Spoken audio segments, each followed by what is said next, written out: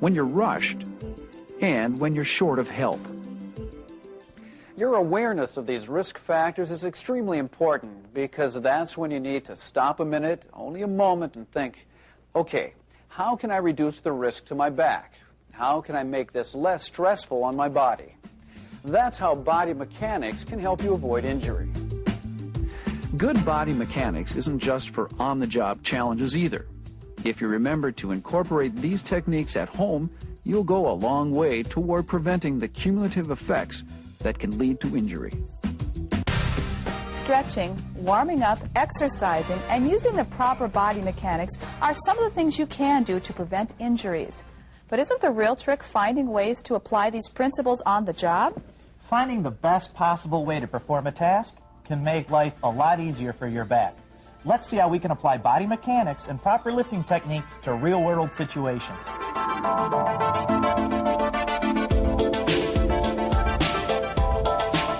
In the healthcare environment, the biggest challenge is the safe transfer of people. There are a number of factors that impact your ability to do this efficiently and safely. First, take into account the status of the person to be transferred. Consider their size, weight, and age, physical condition, mental status, medical or surgical limitations such as IVs, catheters, or wounds, and orthopedic limits such as their ability to bear weight. Next, consider your own abilities such as size, strength, experience, and level of energy. Then evaluate the room, equipment, personnel, and time available. Considering all of these factors can help you determine the best and safest method for transferring someone. We went out to a healthcare location so we could show some typical types of transfer. The first demonstrates a one-person pivot assist transfer from a chair to a bed. Your nap, okay? In this case, the person is alert, cooperative, has no medical or orthopedic limits, and is able to assist during the transfer. Make sure the bed is against the wall or the brakes on the bed are locked. Position the wheelchair so the person will move toward their strong side. Lock the wheelchair into position. Explain the procedure to the person as you place the transfer belt securely around their waist. The transfer belt's around you. It's important for people who are able to do as much of the transfer as possible. This gives the person exercise as well as makes them feel less dependent. It also puts you at less risk for injury. It's going to be a little tight, but when you stand up, it'll... To transfer, place your inner leg between the person's leg. This provides a base of support. Reach around the person and grasp the transfer belt slightly behind the hips. Count 1, 2, 3, stand. And start the lift to the standing position by dropping your rear while keeping your head high and shoulders back. Allow your knees to bend as you rock back. As the person reaches a standing position, say turn, and pivot on your feet. It's very important not to twist your back. Feel the bed? As the person completes the turn towards the bed, say sit. Okay, 1. Lower the person by rocking forward, keeping your head high and shoulders back. Let your rear go back. This provides a counterbalance so you don't end up in the person's lap. This technique will maintain the natural curves in your back. When the person is safely seated, move the wheelchair out of the way and help the person bring their legs onto the bed. Another common transfer is the reverse, from the bed to the chair. First, we're going to put this transfer belt around. Be sure to explain the procedure to the person as you place the transfer belt securely around their waist. Position the wheelchair so the person will move toward their strong side. Lock the wheelchair into position. To transfer, place your inner leg between the person's leg. This provides a base of support. Reach around the person and grasp the transfer belt slightly behind the hips. The person may hold lightly onto your upper arms for support. On the count of 3, ready? Count 1, 1, 2, 2, 3, stand.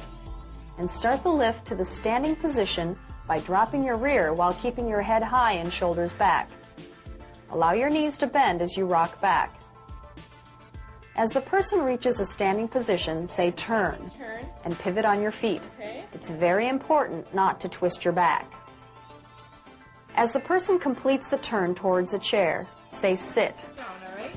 Lower the person by rocking forward, keeping your head high and shoulders back.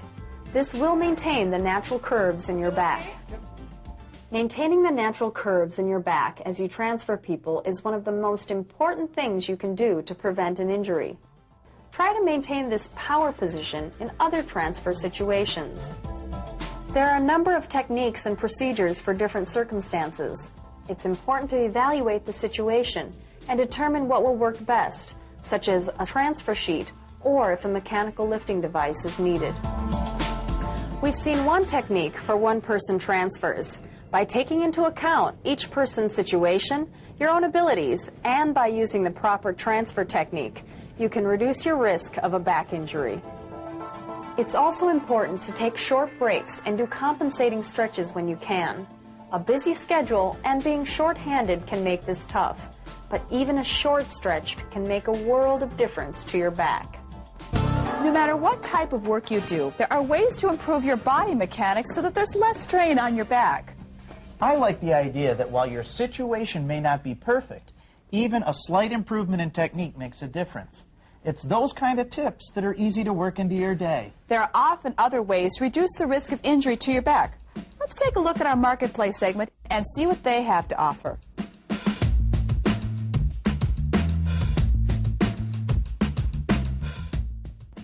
There are always ways to improve patient transfer or lifting that can reduce the risk on your back. And there are many products on the market that can make transfers easier. There are chairs available that can double as toilet and shower stools. This helps eliminate the number of transfers. Ambulation belts can help stabilize people while they are walking, reducing the risk of falls. Friction-reducing sliding boards can be placed beneath people so they can slide instead of being lifted. There are a number of techniques and procedures that are designed for different transfer circumstances. Making use of these devices and techniques can help keep your back healthy and ensure the safe transfer of the people you are caring for. So you see, there's a lot you can do to prevent back pain and injury, and it doesn't take a lot of effort. This helps me a lot, especially the importance of stretching and exercise, and the awareness of good body mechanics, keeping the load close and keeping the natural curves. I just never thought about that before with the things I lift and move. I know I'll do that in the future. It's also really important to use the right lifting technique for the job you're doing. And remember to take a short break and do a stretch. That's right. With so many people like me suffering from back pain, it's good to know there are some simple techniques that we can put to use to keep our backs healthy.